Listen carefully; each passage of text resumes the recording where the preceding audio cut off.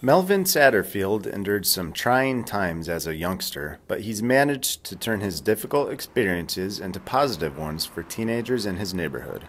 Satterfield owns Browser's Welcome, a furniture refinishing and repair store with 3 locations in Columbus, Ohio's German Village and Bexley. Growing up in New York City, Satterfield lost his mother at the age of 2 and grandmother at 14.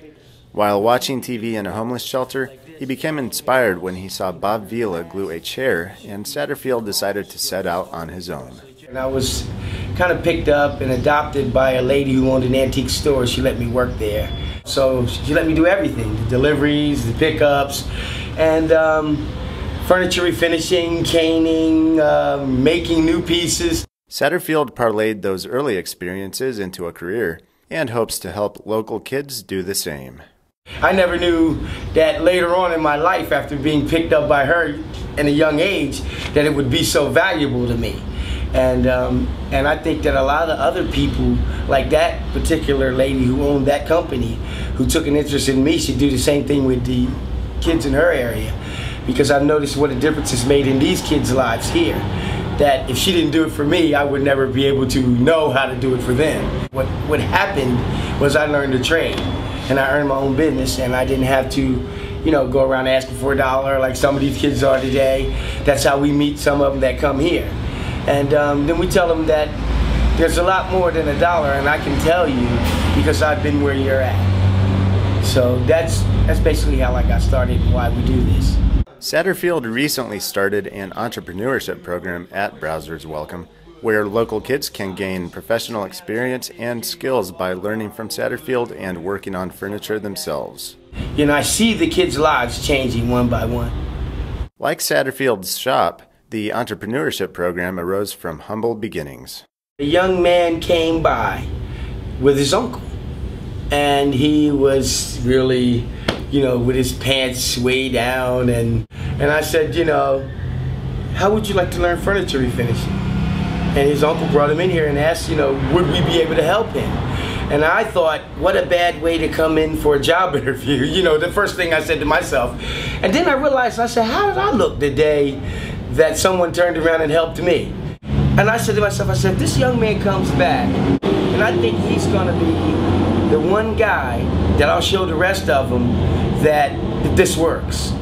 And this one guy, he's not here anymore. He has a job, a haircut, nice clothing. We took him and got him clothes that don't lay all down, and we sent him on a few job interviews. And because his woodworking skills weren't there yet, so he seemed as though he would like something else. And he's doing that right now because he did get hired at a job. So he still visits us and helps out with the program, but he was one of the first ideas that popped in my head. And he worked here for a year before he left, but he learned what he could. But I think the first year of dealing with him, teaching him how to go on an interview, teaching him how to have respect for customers and how to do a good job on something, I think that got him started on what he did want to do though. And so his brothers are outside right now. 2 of the kids are his brothers. And Duquan was the first one that started here, and he sent 2 of his brothers over here since then. Yeah, so he's realized that it helped him, and he made sure that his younger brothers got a hold of it too. Right after you learn, then you just start doing it for other people. You know, if we have a lot of clients, we'll give you some, I'm sure. As long as you know to keep the same quality that we've been keeping. And I'm gonna help you, believe me, I am. You know, the more people that, when they invest in us, we're investing in them. And that's more than getting your furniture done, to me. That's why this job means more than just doing furniture when I come to work. Because I come to work and not just the furniture's here, these young lives are here too. And that's very important that I teach them. We've gotten several kids their GEDs and we've gotten several young men right back in school who were thrown out. So far, more than a dozen kids have been involved in Satterfield's program, which has caught the attention of other local organizations. We won the Southside Business of the Year Award, and we won the Franklin County Commissioner's Award for our work with the young men. Browser's Welcome has been recognized for great work from Angie's List, too. The company has won the Angie's List Super Service Award for the past 7 years in a row for helping its customers. Even before Satterfield started the entrepreneurship program, he was helping those in his community. He found John Forbes sleeping in the alley behind his shop, and he asked him if he wanted a job. John's been working there ever since. I never knew I'd be this far in life. I got my family back now, my kids, my grandkids, and all of them. We stain, polyurethane, we do it all here. My favorite part is the finish, when it's all done. And I know that an ugly piece of furniture looks beautiful when it comes out here, and that makes me happy. Like when I get done with this piece, I mean, it was all ugly and everything, but when I get done, it's gonna be so beautiful that I'm gonna smile when it's done. Just like you're doing right now. Just like I'm doing right now. And it feels good to be able to help teach these kids to do it too, you know what I mean? It really feels good. Satterfield hopes other businesses will start programs to help local teens as well. I would like to see a lot of businessmen in the area do the same thing. Because everybody doesn't like furniture repair or woodwork.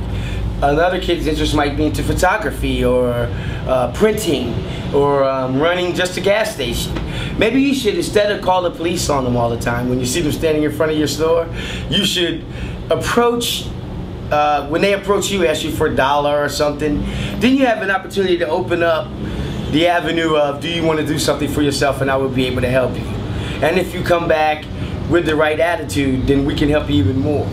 That I would like to see more businessmen do, because it's a hard thing to do, but when you see the results, you know, you'll be very happy that, and this is one of the only shops whose business hasn't been busted up, you know, by graffiti and stuff. So if you're friendly and nice to the kids and you teach them a trade, or teach them even just how to be men, be around you for a while, then that'll make a better neighborhood for everybody.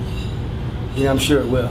To learn more about Browsers Welcome, read the full story at magazine.angieslist.com. And if you know of a local service company who does great things, please share your story with us by clicking the contact button on our website, angieslistpodcasts.com. Until next time, this is Tristan. Thanks for taking the time to listen.